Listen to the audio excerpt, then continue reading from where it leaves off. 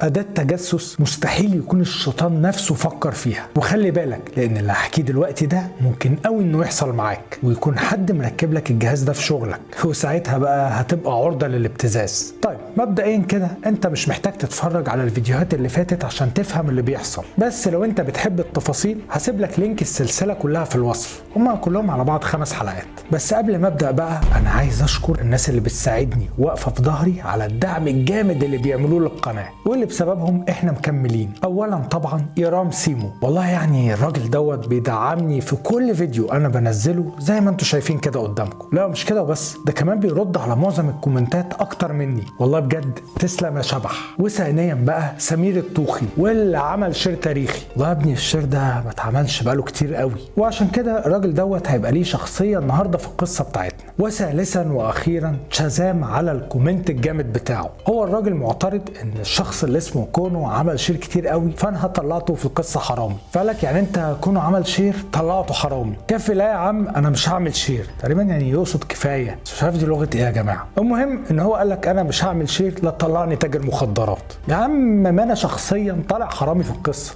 حد يقول له حاجه اشباح. طيب المهم كل اللي بيعمل شير يبعت لي على الواتساب اللي ظهر قدامكم دوت الصور او الفيديو من ان هو بيعمل شير. وسريعا كده عشان الناس اللي ما تعرفش، الموضوع كله ابتدى لما واحد صاحبي قال لي على موضوع الزئبق الاحمر دوت ان هو بيتباع بملايين، وانا بقى سخنت على الموضوع وقعدت ادور على النت ولقيت ان كلامه صح، فاقنعته ان احنا ممكن نصنعه وطبعا هيبقى مضروب، بس احنا بقى هنخليه شبه الاصل بنسبه كبيره جدا. واستعنا ساعتها بمدرس كيمياء وعمله، وبعدها على طول عرضناه على الدارك ويب. المهم ان الراجل اللي اشترى الزئبق الاحمر ده مننا كشف الموضوع وقفشنا انا وصاحبي، وما اعرفش عمل ايه في صاحبي، بس انا ما شفتوش تاني من ساعتها. والموضوع ما وقفش لحد هنا، لا ده اجبرني كمان ان انا اشتغل معاه في عمليات للنصب الالكتروني، واتفاجئت ان هو عنده مستعمره وعنده كمان ناس كتير قوي مشغلهم تحت ايده في عمليات النصب ديت. ولما حاولت ارفض واقول له ان انا مش هشتغل معاك قعد يهددني جامد، فاضطريت في الاخر اوافق. وسط عملية بقى من العمليات ديت الدنيا اتقلبت عليا ولبست في كوارث مش ممكن عقلك هيستوعبها، وبقت المصيبة مصيبتين.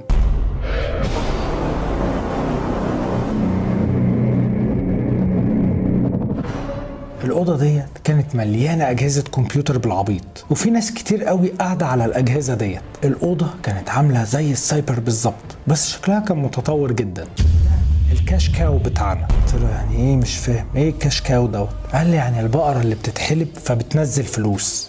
المكان الكبير الحلو اللي انت واقف فيه دوت ما هو الا نافذة مش اكتر. بالظبط كده، ماسك عليهم زلة. الفريق دوت بيدخل على الناس اللي مناصبهم كبيرة وجهات الكونكشنز والاتصالات بتاعتهم واسعة، وبيبتدي يدرسهم كويس ويعرف اهتماماتهم. المنيو بتاع الكافيه اللي كنت فيه. قال لي بالظبط كده. احنا بقى اخدنا منه نسخه وعملنا ليه QR كود مختلف، وده اللي كنا هنطبعه ونحطه على كل الترابيزات مكان الاصلي، فلما بقى الزباين يعملوا له سكان يدخلهم على الموقع بتاعنا مش الموقع بتاعهم. اي حد هيسكان QR كود دوت اللي احنا عاملينه هيدينا صلاحيات ان احنا ندخل على موبايله ونشوف كل حاجه، صور، رسائل، سجل مكالمات، ملفات، اي حاجه، حتى الكاميرا والمايك بتوعه هنقدر ندخل عليهم في اي وقت. في قفل من ساعتين وانا واقف قدامه دلوقتي، ربع ساعه بالكتير وهكون مخلص القصه ديت. انا عايزك تجهز لي الفلوس. قلت له يا عم ما تقلقش يا جاهزه، خلص بس وتعالى. قال لي ماشي، وقفل معايا. بعد ما قفلت معاه فضلت مستني، عدى ربع ساعه، نص ساعه، ساعه، وهو ما اتصلش. حاولت اكلمه لقيت موبايله مقفول. انا بصراحه قلقت وحسيت ان في حاجه غلط، وفعلا مفيش 10 دقايق ولقيت حد عمال يخبط ويرزع على باب الشقه. انا رحت على الباب وبصيت من العين السحريه وما استوعبتش اللي انا شفته قدامي. انا لقيت كونو واقف قدام باب الشقه ووشه متشلفط، كان زي ما يكون واكل علقه موت، وكان فيه 4 شباب كده ربنا مبارك في صحتهم وزي ما يكونوا بيناموا في صاله الجيم. انا كنت واقف قدام باب الشقه ومش عارف اعمل ايه، وهم ما بطلوش تخبيط على باب الشقه. في نفس اللحظه ديت وانا واقف ساكت بقى وما بعملش صوت قدام باب الشقه عشان ما حدش يحس ان انا جوه، لقيت امي بتنده عليا بتقول لي مين يا سليمان اللي بيخبط على باب الشقه زي الحيوان كده في نصاص الليالي؟ ده نهار اسود. انا كنت عايز اقول لها اهدي يا امي لحسن يسمعوكي ويعملونا احنا الاتنين بسطرمه. انا جريت على ماما وقلت لها بس يا امي اهدي شويه كده، انا بس عايز اقول لك ان في واحد صاحبي انا كنت سالف منه فلوس، وانت عارفه بقى ان انا موبايلي كان مقفول طول الوقت عشان الشبكه زي الزفت في الشغل الشغل الجديد اللي انا كنت فيه، فاكيد هو طبعا كان فاكر ان انا هنصب عليه. قالت لي طب روح افتح الباب بسرعه قبل ما يكسروا، ما انت شايفه عمال يخبط على الباب زي الحمار المسعور على البرسيم. قلت لها حاضر روح انت بس خش نام يا ماما. امي اول لما دخلت عشان تنام انا رحت رايح وفاتح الباب، انا لقيت كونه بيقول لهم هو ده سليمان. في اللحظه ديت طلع واحد من وسطهم كان شعره اسود وفيه شويه خصل بيضه كده، كان زي ما يكون كده في اواخر الاربعينات، وكان لابس جاكيت جلد اسود وتحتيه قميص وعليه بنطلون جينز وجسمه كان رياضي. الراجل دوت بص لي وزي ما يكون كان متعصب جامد قوي، راح قال لي انت عارف انت بتلعب مع مين يالا؟ انا مراد الشماس. قلت له معلش انا اسف والله. قال لي لا اسف دي تروح تقولها للحاجه مش ليا. انا سمعت امي بتقول من بعيد مالها الحاجه احلى اخواتك، ما تعلي صوتك كده وتسمعنا عشان ما سمعتش. مراد قال لي تمام كده فهمت. طب بقول لك ايه، حركه رجوله بقى مني، خش البس جزمتك كده وتعالى معانا بالعقل. قلت له اجي معاكوا على فين؟ قال لي هنروح ديزني لاند. ما تخلص يالا. في نفس اللحظه ديت لقيت والدتي بتنده عليا تاني بتقول لي هو الواد البلط ده ماشي ولا لسه يا سليمان؟ قلت لها ماشي يا ماما ماشي خلاص، هو بس بيعتذر لي. مراد راح قال لي بقول لك ايه، ما تنجز كده يا سليمان عشان انا فاضل لي تكه وهاخد الحاجه معانا. قلت له حاجه ايه؟ في ثانيه هتلاقيني معاك. ورحت نطت جوه الكوتشي ونازل معاهم. مراد الشماس دوت راح واخدني على حته مقطوعه، دخلنا بالعربيه زي مصنع كده مهجور، وبمجرد ما عدينا البوابات العربيه ركنت ودخلنا المصنع دوت، وقعدنا جوه مكتب مكسر ومبهدل. مراد قعد على المكتب واحنا كلنا واقفين قدامه. قال لي قولوا لي بقى كده ايه الحكايه؟ كنا قال له اقسم بالله يا باشا انا ما اعرف اي حاجه، سليمان اهو قدامك هو اللي قال لي خد الورق دوت وحطه على الترابيزات وبدله وهات لي الورق اللي على الترابيزات وهديك 2000 جنيه. باشا انا ولا اعرف ده ايه ولا بيعمل ايه، انا ما اعرفش غير ال 2000 جنيه اللي كنت هاخدهم ومش عايزهم. مراد راح باصص لي وقال لي ايه رايك؟ قلت له بصراحه كونه عيل رجوله، هو اعترف من قبل اول قلم. كونه قال لي لا والله مش اول قلم، خدت كتير قوي. قلت له ماشي عموما هو ما بيكدبش. مراد ساعتها بص الرجاله بتاعته اللي كانوا واقفين حوالينا وراح مشاور على كونه وقال لهم بصوا خدوه ريحوا في العنبوكه، الراجل ده شكله ملوش لازمه. وفعلا اخدوا كونه وطلعوا بيه بره. مراد بص لي وقال لي يلا ارغي. قلت له بص يا باشا الموضوع كله هو ان انا واصحابي كنا هنفتح مطعم في نفس الحته اللي انتوا فاتحين فيها، وطبعا عمرنا ما كنا هنقدر ننافسكم، فكنا بصراحه عايزين نغير في المنيو بتاعكم ونحط في الوصفات بتاعه الاكل حاجات غلط. يعني مثلا لو اكله فيها جبنه نشيل الجبنه من المكونات بتاعه الوجبه ديت، لان مش كل الناس بتحب الجبنه. لو في اكله سبايسي نكتب تحتها ان هي مش حاره. يعني باختصار وبكل صراحه كنا عايزين نعمل لكم لخبطه فتخسروا زباين، وبكده هيبقى لنا فرصه للمنافسه حتى لو صغيره. مراد بص لي وقال لي كنتوا هتفتحوا فين بقى المطعم بتاعكم؟ قلت له بص بصراحه انا مش عارف اسامي الشوارع في المنطقه ديت قوي، يعني انا اعرف اروح بس ما اعرفش اوصف. مراد قال لا يا راجل انت مقتنع يالا باللي بتقوله دوت؟ قلت له انا ما بكدبش، كان صاحبنا هو اللي يعرف المكان ده كويس وهو اللي اقنعنا ان المكان دوت زباينه نضاف ودفيعه. قال لي حلو قوي، طب ما تكلمه كده. قلت له اكلم مين؟ قال لي كلم كامبا صاحبك وافتح لنا السبيكر. قلت له انا طب هكدب ليه يا مراد باشا؟ قال لي بقول لك ايه يالا هتلوك كتير هدفنك هنا محدش يعرف يوصل لك، فانجز كده ووفر عليا المجهود ووفر على نفسك البهدله.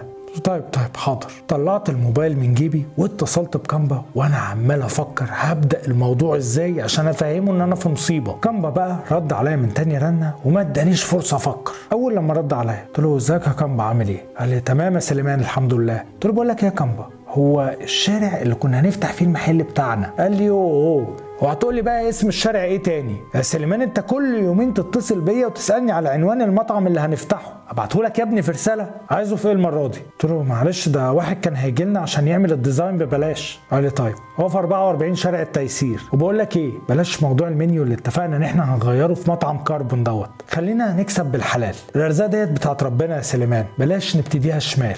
قلت له تمام يا كامبا انا كنت بفكر فعلا في كده برضه. قال لي خلاص كويس يبقى اتفقنا. بقول لك ايه انا قدامي نص ساعه كده وابقى تحت بيتك، ظبط كده وانزل لي. قلت له طيب خلاص لما تيجي بقى اتصل بيا. قال لي ماشي وقفلت معاه. مراد قال لي مع اني يعني مش مقتنع بالقصه ديت. قلت له ما انا كلمته قدامك اهو. قال لي ماشي بس انا كده ليه عندك حق. قلت له طب مش حقك عليا، امرني عايز ايه؟ قال لي لا مش دلوقتي، لما احتاجك هطلبك. وراح قايل للرجاله بتاعته روحوه بيته هو والواد اللي كان معاه. وفعلا اخدوني انا وكونو ونزلوني عند بيتي. كونو اول لما نزل من العربيه قال لي بقول لك ايه يالا، ولا تكلمني ولا عايز اشوف رقمك على تليفوني تاني، وسابني ومشي. وانا طلعت على بيتي بعد نص ساعه بالظبط لقيت كامبا بيتصل بيا بيقول لي انزل يا سليمان العربيه مستنياك تحت البيت. اخدت بعضي ونزلت ركبت العربيه، وبمجرد ما وصلت للمقر كامبا عمل لي فرح ب 26 لمبه. قعد يقول لي هو ده اللي جربني واعتمد عليا ومش هتندم. قلت له معلش انا اسف. بس كامبا طبعا ما فصلش وفضل يديني في كلام زي السم. بعد لما خلص تهزيق فيا وهدي قلت له بقول لك ايه، انا عايز اعرف بس حاجه واحده. قال عايز تعرف ايه؟ قلت له موضوع المحل اللي انا افتعلته مع اللي اسمه مراد دوت عرفته ازاي؟ قال لي عشان عمري ما وثقت فيك وكنت راكب موبايلك وكنت متابعك خطوه بخطوه من ساعه ما خرجت من عندي. انا كنت بسمع كل كلمه انت بتقولها. قلت له ماشي يا كامبا، انت محتاج مني حاجه دلوقتي؟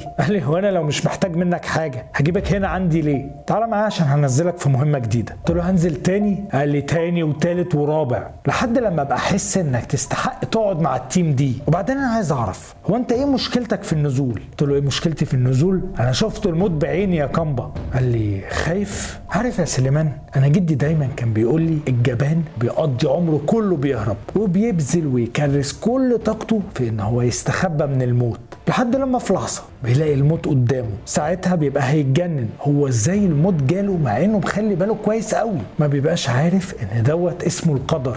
ومهما تكون جبان وحريص مش هتشوف غير اللي متقدر لك تشوفه. الخوف اتخلق يا سليمان عشان نموته جوانا مش عشان نصدقه ونهرب منه. دلوقتي يلا تعالى معايا.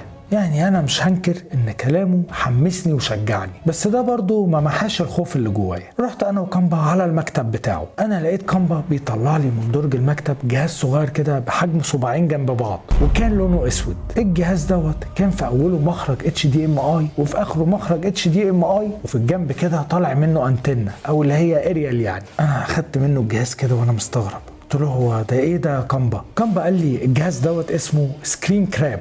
قلت له ده ايه شاشه الكابوريا ديت؟ قال لي الجهاز اللي في ايدك دوت بيوصل باي شاشه، سواء بقى شاشه كمبيوتر، تلفزيون، بروجيكتور، اي شاشه واصله باي جهاز وبتعرض. السكرين كراب دوت بقى هو اللي بيبقى في الوسط ما بين الشاشه وما بين الجهاز اللي بيعرض. قلت له في الوسط ازاي يعني؟ مش فاهم. قال لي هشرح لك.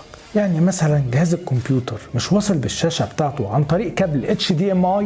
قلت له اه. قال لي انت بقى هتفك كابل HDMI من الشاشه وهتوصله في السكرين كراب في السوكت اللي مكتوب عليه ان، ومن الناحيه الثانيه من الجهاز هتركب فيه كابل جديد في الحته اللي مكتوب عليها اوت وترجع توصله بالشاشه تاني. يعني ببساطه جهاز الكمبيوتر ده مش هيبقى واصل على شاشه الكمبيوتر بتاعته على طول، لا ده هيبقى معدي الاول على جهاز السكرين كراب ومن جهاز السكرين كراب للشاشه. قلت له اه يعني بيلعب دور كده حاجه اسمها دمال ان ذا ميدل. قال لي برافو شاطر ما انت حلو اهو. قلت له ماشي بس برضه يعني ايه الاستفاده؟ قال لي الاستفاده هي ان احنا هنقدر نوصل بالجهاز بتاعنا دوت عن بعد وهنبقى شايفين شاشه الكمبيوتر بتاعه المستخدم لحظه بلحظه كاننا معاه بالظبط وقاعدين جنبه. ومش كده وبس، لا ده احنا هنقدر كمان نسجل كل اللي بيحصل. وبكده بقى ولا يشغلنا الفاير وول ولا الانتي فيروس ولا سيكيورتي ولا حتى نوع نظام التشغيل اللي على الجهاز ده. يعني حتى لو ماك او لينكس او عفريت ازرق احنا ما نعرفش ده ايه، احنا ملناش فيه، احنا هنشوف كل اللي طالع على الشاشه وبس. قلت له ماشي، انا دوري بقى اعمل ايه في القصه ديت؟ قال لي انت هتروح على شركه اسمها الفا OW وهتقابل CEO بتاع الشركه وهتوصل السكرين كراب ديت بجهاز الكمبيوتر بتاعه وبس كده. قلت له ايوه كامبا بس الموضوع مش بالبساطه ديت. انت ليه محسسني ان انا داخل اجيب لك وجبه من كنتاكي ولا ماكدونالدز؟ الشركه ديت اللي انت بتقول عليها شكلها شركه كبيره جدا، فادخلها اصلا هيبقى شبه مستحيل لان الامن في كل حته. ولو حتى فرضنا ان انا قدرت ادخلها هوصل ازاي لمكتب CEO؟ ولو فرضنا ان انا برضو عرفت مكانه اكيد CEO دوت هيبقى قاعد في مكتبه معظم الوقت لان شغله اداري. هدخل المكتب واقول له ايه؟ واقول لك على حاجه، لو فرضنا كمان انه مش موجود في الوقت دوت في مكتبه اكيد طبعا هيبقى فيه يا موظف امن يا كاميرا قدام باب مكتبه. ده مكتب المدير التنفيذي يا كامبا، يعني اكبر راس في الشركه. كامبا قال لي انت هتدخل من الباب يا سليمان وقدام الناس كلها والموظفين كمان هم اللي هيدخلوك مكتب CEO وهنخرج لك CEO بره المكتب وهتبقى لوحدك. في احسن من كده؟ قلت له ازاي يعني؟ قال لي يعني مش هيبقى في حد غيرك في المكتب، انت وجهاز الكمبيوتر. قلت له عروستي. طبعا برنامج عروستي دوت انتوا مش هتعرفوه لان هو كان على ايامي وانا عيل صغير كده. كان واحده اسمها ماما ساميه تجيب الاطفال ويقعدوا يقولوا في حاجات غريبه، وطبعا لان هي غريبه فالطفل ما يعرفش يجاوب فيقول عروستي، يدوا له حاجه كده زي هنت كده. يعني هنت يعني ايه؟ طيب يعني كلو يعني اللي هي يعني يدوله كده حاجه عشان يعرفها، يعني هنت كده، يعني حاجه كده يدوله كده زي النبذه كده، اسمها ايه؟ يدوله كده يعني مثلا ايه فيلم مكون من مش عارف ايه، يقول له يعني ايه هنت يعني. الله معلش يا جماعه، هم بيقولوا لي ممكن يبقى مش بقلص ومش عارف ماما ساميه، انا مش فاكر، الطفوله بتاعتي كانت غامضه شويه. المهم نرجع لموضوعنا. قال لي انا هفهمك كل حاجه دلوقتي. الشركه ديت طالبه موظفين جداد، ومن ضمن الوظائف ديت محلل بيانات. احنا بقى عملنا لك سي في محترم ما يترفضش وقدمناه، وميعاد المقابله بتاعتك بكره. قلت له ايوه يا كامبا، بس انا ما افهمش اي حاجه في الداتا اناليسيس ديت، ولا حتى عمري اشتغلتها، فاكيد طبعا مش هعدي من اول انترفيو عشان حتى اوصل لمقابله السي او. قال لي لا، من الناحيه دي ما تقلقش، اول واخر واحد انت هتقابله هو السي او، عشان احنا شفنا على الموقع ان هو هيبقى مديرك المباشر، فكل اللي هيبقى مطلوب منك هو انك بس تحفظ السي في بتاعك كويس وتقرا شويه من المهام بتاعت محلل البيانات. قلت له انت بتهزر صح؟ قال لي بهزر. قلت له انت عارف الاول هي ايه وظيفه محلل البيانات ديت؟ طب عارف الكورسات بتاعتها عامله ازاي وايه مدى صعوبتها؟ ده انا كده محتاج 2 على الاقل عشان اقدر افهم الشغلانه ديت واتقبل في انترفيو بتاع شركه لسه بتبدا. كان قال لي انت جاي تبني نفسك هنا يا سليمان؟ مين اللي قال لك ان احنا عايزينك تتعين اصلا؟ احنا كل اللي محتاجينه منك هو 5 دقايق وبس. قلت له 5 دقايق؟ قال لي السكرتيره القديمه بتاعت السي او كانت على علاقه بيه يعني، وتقريبا حصل ما بينهم خلاف، من الاخر يعني هي عايزه تنتقم منه، فوانت جوه في الانترفيو هي هتروح في نفس الوقت دوت وهتعمل بوليكه وشبوره بره. ساعتها السي او هيطلع من مكتبه عشان يشوف على الاقل فيه ايه. انت بقى معلم في اللحظه ديت تركب السكرين كراب. عشان كده كنت بقول لك كل اللي احنا محتاجينه منك هما ال5 دقايق دول اللي هتقعد تتكلم فيهم معاه، وتحاول تكسب وقت لحد لما السكرتيره بتاعته تشرف. قلت له يا جامد، عجبتني. طب معلش بقى عندي سؤال، هو دلوقتي الجهاز دوت المفروض ان انتوا هتدخلوا عليه ريموتلي او عن بعد؟ قال لي بالظبط. قلت له يعني معنى كده ان هو هيبقى محتاج انترنت؟ قال لي طب ما انت ابتديت تفكر زينا اهو. قلت له طب هنوصل ازاي بقى على شبكه الواي فاي بتاعتهم يا عم كامبا؟ ما اصله مستحيل هنهكر النتورك او الواي فاي يعني في الكام دقيقه اللي الست عامله فيهم البوليكا دول، ولا انت معاك الباسورد؟ كامبا قال لي لا يا نصح، حتى لو اخترقنا النتورك او معايا الباسورد ما ممكن تتغير الباسورد ديت، وساعتها كل الكونكشنز اللي ما بيننا وما بين الجهاز ديت هتتقطع. قال لي فاحنا عايزين كل الكونكشن وكل حاجه تبقى خارجيه يعني بره عنهم. وراح مطلع لي جهاز صغير من جيبه، قال لي بص يا معلم، الجهاز اللي في ايدك ده اسمه ماي فاي، او اللي بيقولوا عليه مشغل انترنت هوائي وجواه شريحه انترنت. الجهاز دوت احنا موصلينه على السكرين كراب، كل اللي احنا عايزينك تعمله هو انك هتشغله وهتوصله بالباور بانك اللي احنا هنديهولك، والدري يا معلم في اي حته في المكتب. اهم حاجه يا سليمان في القصه دي كلها هي السرعه، وفي نفس الوقت كل الاجهزه اللي هتركبها ديت لازم تبقى متداريه. قلت له دي سهله، ممكن اعرف بقى انتوا هتعملوا كده ليه؟ كان بقى لي لا يا حبيبي، لما تبقى تنجح في المهمه ابقى اشرح لك كل حاجه، وخلي بالك اسمك في السي في هو مهاب العوضي. اخدت السي في من كامبا، وبعد لما سبته قعدت احفظ فيه. سي في كان معقد جدا، ده بتاع حد كان شغال على المريخ، وقعدت اخش على النت وعلى اليوتيوب علشان افهم شويه عن شغلانه الداتا اناليسيز. فضلت مطبق لحد تاني يوم الصبح على الساعه 9 كده، لقيت كامبا جاي لي وماسك بدله وجزمه كلاسيك. قال لي بص بقى يا شبح، الجاكيت بتاع البدله ديت فيه جيوب سحريه، يعني جيوب مش باينه، انت هتخبي فيها كل الاجهزه اللي هنديها لك ومش هتبقى باينه. البس بقى كده وتشيك عشان ما فاضلش غير ساعتين على ميعاد الانترفيو بتاعك. قلت له حاضر، وفعلا لبست البدله وخبيت في الجيوب السحريه بتاعتها الماي فاي والسكرين كراب والباور بانك وشويه السلوك، وما فيش اي حاجه فيهم كانت باينه. ركبت العربيه بتاعتهم واتجهنا على الشركه، وعقبال ما وصلنا ما كانش فاضل غير ربع ساعه بس على الميعاد. دخلت الشركة، وهنا بقى كانت المفاجأة، أنا لقيت في وشي الجهاز اللي بيكشف المعادن، يعني باختصار كده لو معاك أي حاجة معدن هتزمر. حتة مش متوقعة، ده أنا لو عديت من الجهاز ده مش بس هزمر، ده أنا هصوصو زي العصفورة. المهم إن أنا بهدوء كده وبالطريقة رحت قالع الجاكيت وعملت إن أنا حران ورحت حاطه على إيديا. وأول لما وصلت عند البوابة قلت للأمن يا والله العظيم ما مصدق، أخيرا تكييف. موظف الأمن قال لي والله يا باشمهندس، مخترع التكييف دوت المفروض المفروض ياخد جائزه نوبل. قلت له جائزه نوبل ايه يا باشا؟ ده نوبل الحقيقي. الراجل ضحك وقال لي والله معاك حق. قلت له انا كان عندي ميعاد مقابله النهارده. الراجل قال لي طيب كويس، اسمك ايه بقى؟ قلت له مهاب العوضي. قعد يدور في الكشف اللي كان قدامه وبعدين قال لي فعلا ممكن البطاقه بتاعتك؟ انا قلت له بطاقه ايه؟ قال لي ما عشان تدخل الشركه لازم تسيب البطاقه. قلت له بس والله للاسف البطاقه بتاعتي منتهيه. قال لي مش مهم عادي. قلت له ما المشكله ان انا رحت عشان اجددها ولسه فاضل على ميعاد استلامها اسبوع. موظف الامن قال لي ايوه بس هما ما بياخدوش منك البطاقه القديمه غير بعد ما بيسلموك البطاقه الجديده. قلت له ازاي الكلام ده؟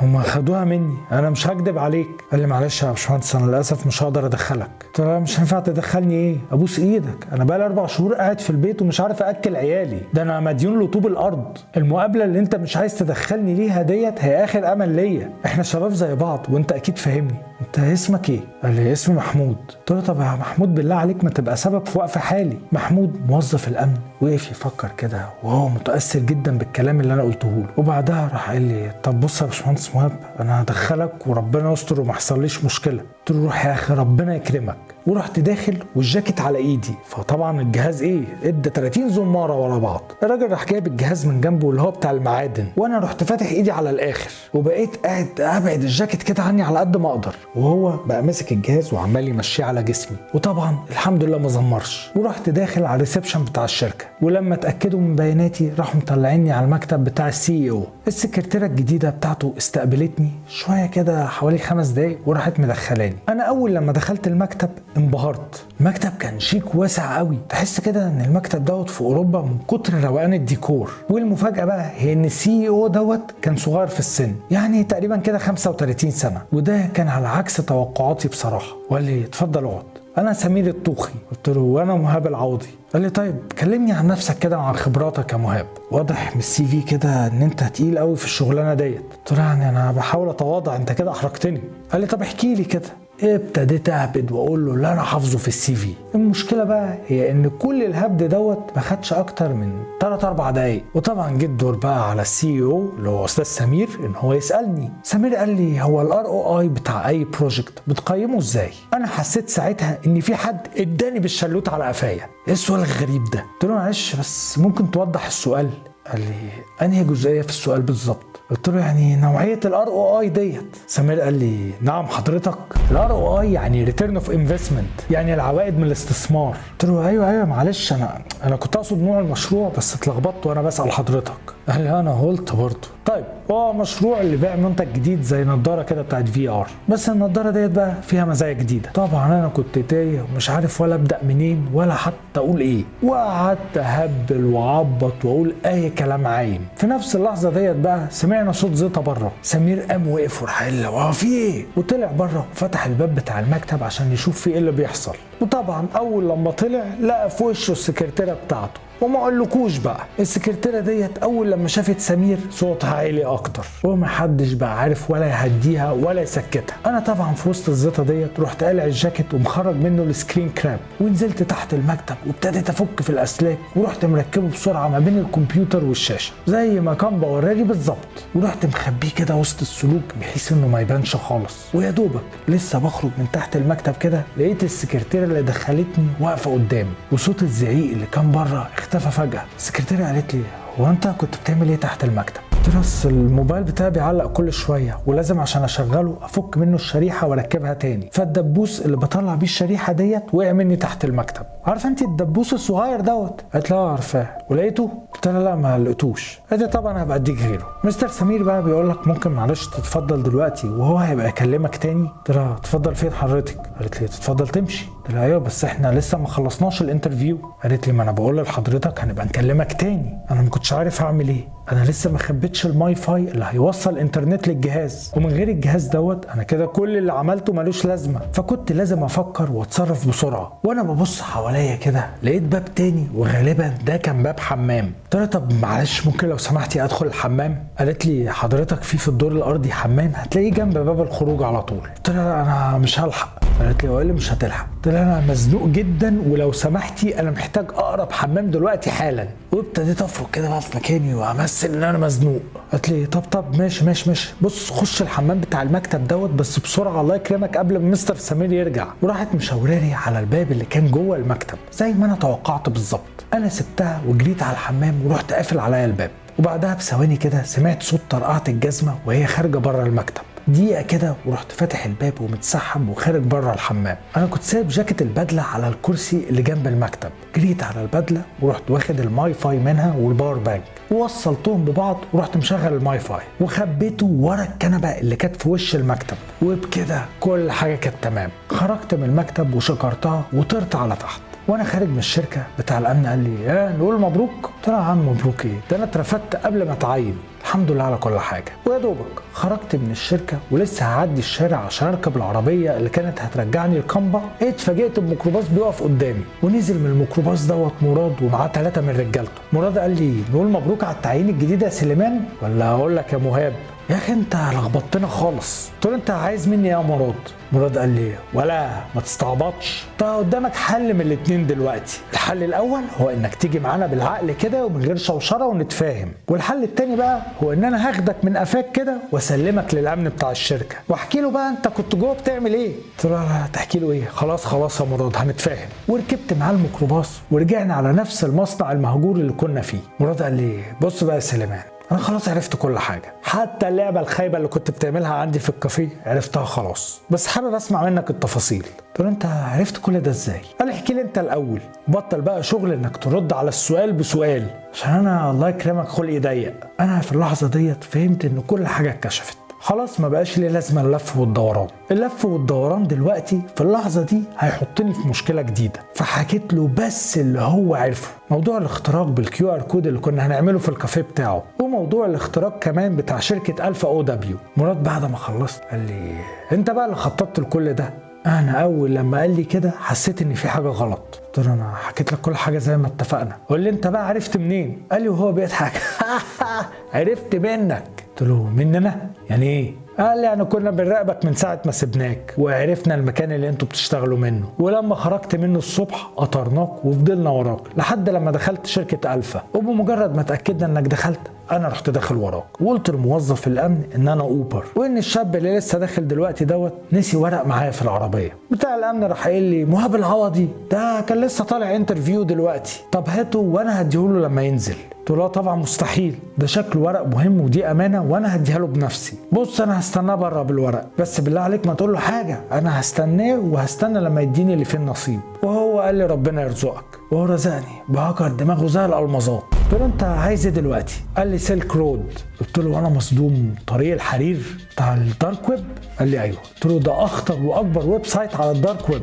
قال لي ما انا عارف. قلت له بس ده اتقفل من فتره واتقبض على صاحبه. مراد قال لي هيتفتح تاني. انا كل الاحداث اللي حصلت وحكيتها دي بقى ما صعبش عليا غير الراجل الغلبان بتاع الامن اللي اتعاطف معايا وصدق فعلا ان انا بطاقتي منتهيه ومش معايا لان هي بتتجدد، واني قاعد في البيت ومش عارف اكل عيالي. ومراد برضه لما عمل نفسه اوبر وراح برضه لنفسه موظف الامن وسال عني، فاتعاطف برضه معاه وراح قايل له على اسمي. وغالبا بقى موظف الامن الغلبان ده ممكن يترفد بعد ما الموضوع بتاعنا دوت يتكشف. طيب هل من وجهه نظرك بقى موظف الامن دوت غلطان؟ انا من وجهه نظري انه غلطان. هتقول لي ليه غلطان؟ ده كان غلبان وطيب وبيساعدك. اقول لك لا، هو غلطان لانه ببساطه ما ينفعش ان هو يشتغل بمشاعره، في قواعد وقوانين اتحطت كان لازم يمشي عليها. هو ده بقى بالظبط اللي انت لازم تطبقه على حياتك. شغل انا ماشي بقلبي وبصدق كل الناس وافرض حسن النيه الاول؟ لا بص حضرتك بقى، الكلام الجميل ده كله كان زمان في الستينات والسبعينات،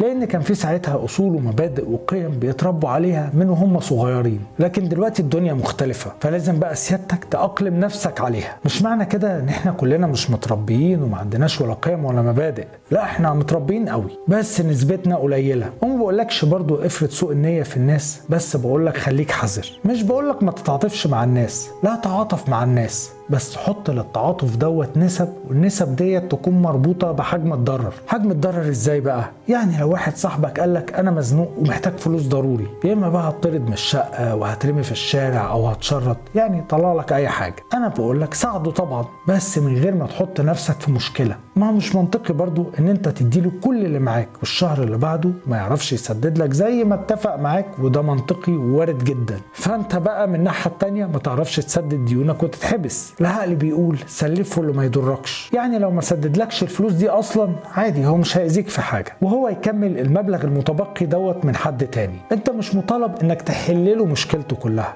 بس انت كنت جزء من حل المشكلة، وده مثال من مليون مثال. الخلاصة بقى في 3 كلمات: خليك حذر في تعاملاتك. 3 كده ولا 4؟ ومش عايزين ننسى اشتري كتاب جنة القراصنة. عارف ان انت كنت فاكر اقول مش عايزين ننسى الحلم، بس دي هنقولها كمان شوية. كتاب جنة القراصنة للناس اللي ما تعرفش هو موجود في كل الدول العربية دلوقتي، وتقدر كمان تشتريه اونلاين من الويب سايت بتاع عصير الكتب. طيب عشان انا برضو اتسألت اسئلة كتير عن المعرض بتاع الكتاب اللي جاي، انا هنزل عشان اقابلكم، بس انا ما نزلتش لسه الجزء الثاني بتاعه. الجزء الثاني انا اشتغلت وابتديت في الكتابة بتاعته، وكنت وصلت لجزء كبير جدا، بس هو الموضوع تقيل بصراحة. يعني انا عايز اقول لك ان انت بجد مش شكرانية في نفسي والله، بس انت هتتفرج على عظمة في الكتاب الجديد دوت. الكتاب دوت مش مجرد رواية عادية، الكتاب دوت هينور لك لمبة، هيخليك تشوف حاجات بتحصل حواليك انت ما كنتش واخد بالك منها. طيب انا مش هقعد احرق اكتر من كده، بس احب اقول لك انت فعلا لو ما قريتش الرواية بتاع جنة القراصنة فانت فايتك كتير قوي. الرواية ديت انا قعدت اكتب فيها سنة كاملة بطلع كل قوتي في الرواية ديت. الرواية ديت كانت اكسكلوزيف لدار عصير الكتب، انا ما نزلتش اي حاجة منها على اليوتيوب، وبتتكلم عن الهاكر والدارك ويب والدارك تكنولوجي، يعني قصة قوية جدا. ومش عايزين ننسى الحلم يا اشباح، مليون شبح جوه الكابوس، مكملين ومع بعض مفيش حاجة هتوقفنا، واشوفكم على خير في الكابوس اللي جاي.